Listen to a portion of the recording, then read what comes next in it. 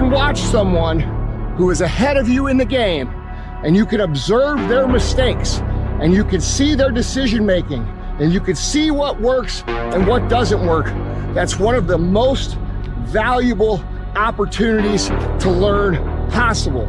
Because when you can learn from somebody else's failure, it allows you to avoid that failure, which costs you time and energy and money.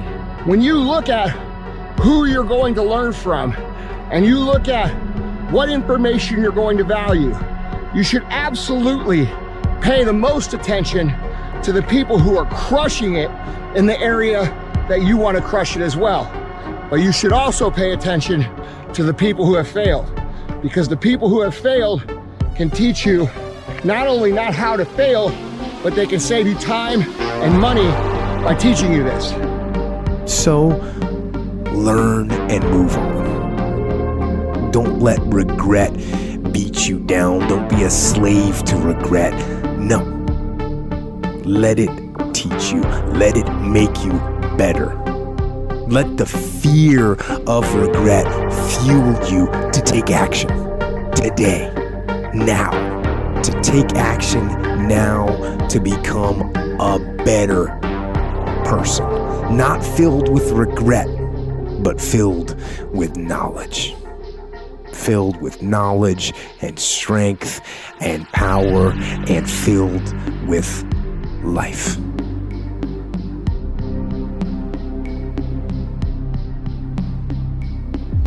Put me in the game, coach. It's the anthem of everyone who has ever sat on the sidelines of life and felt like you deserve to be out there. You felt like I have something I can contribute. It's about helping the team, like I see the team behind. I know I got something for them. Coach, put me in the game. It's as if you're Rudy all by yourself. You know that perhaps somebody might be faster, bigger, stronger. They may have been born with better genetics, but what they don't have is that innate talent and that gift and that will that's within you. Put me in the game. So this is what it's like. The gift I want everybody to receive is you can get good at anything you set your mind to. But do you actually set your mind to it? Do you have that inhuman level of follow through? Do you keep pushing and fighting long after it stopped being fun, deep into boredom, because you have a why? You know why you're doing what you're doing, and you're just driving towards that. And when you have that, you can accomplish this extraordinary stuff.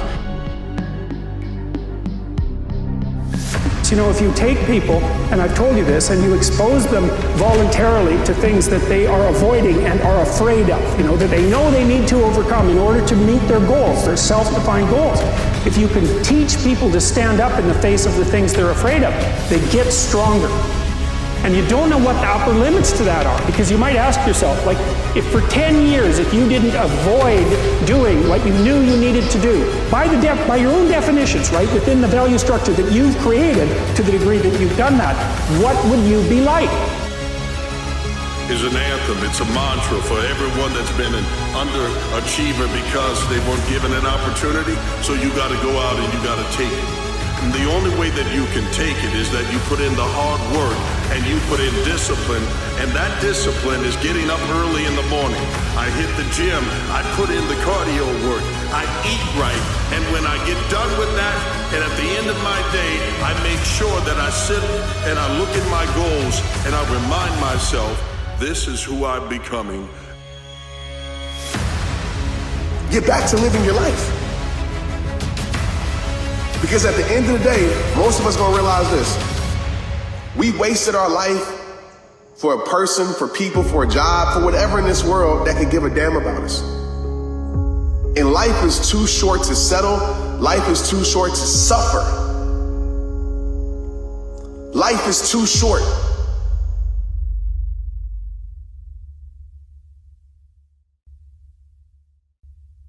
"95% of our decisions are made by how you feel in the moment. And that is the problem. Do you feel like making that cold call? No, you don't. Do you feel like doing that third set of reps? No, you don't.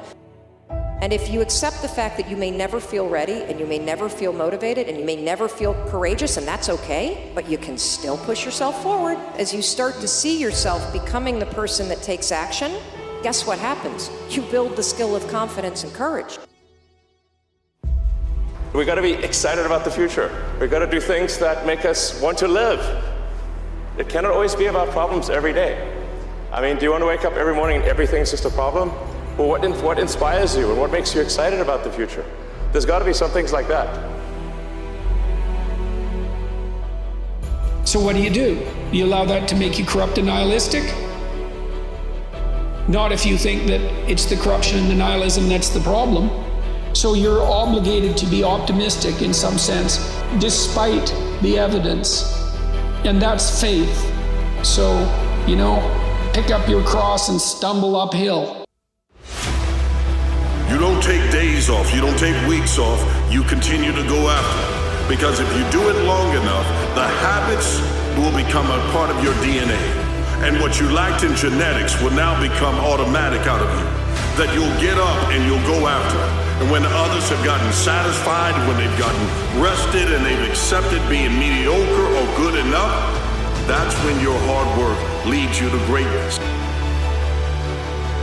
So bring it back, and then you will have the formula for pivoting at any moment.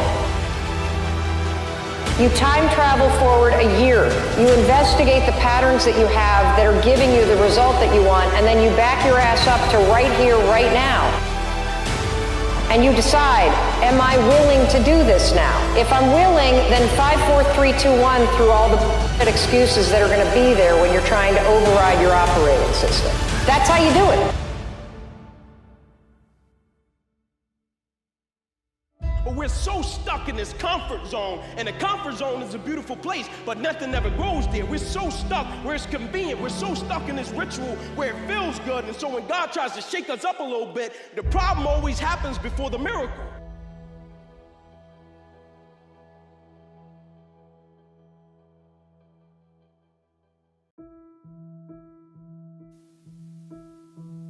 Don't ever quit.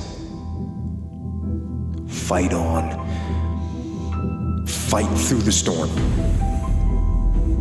Fight through the pain and come out the other side stronger and tougher and better. A fighter. A survivor. A winner.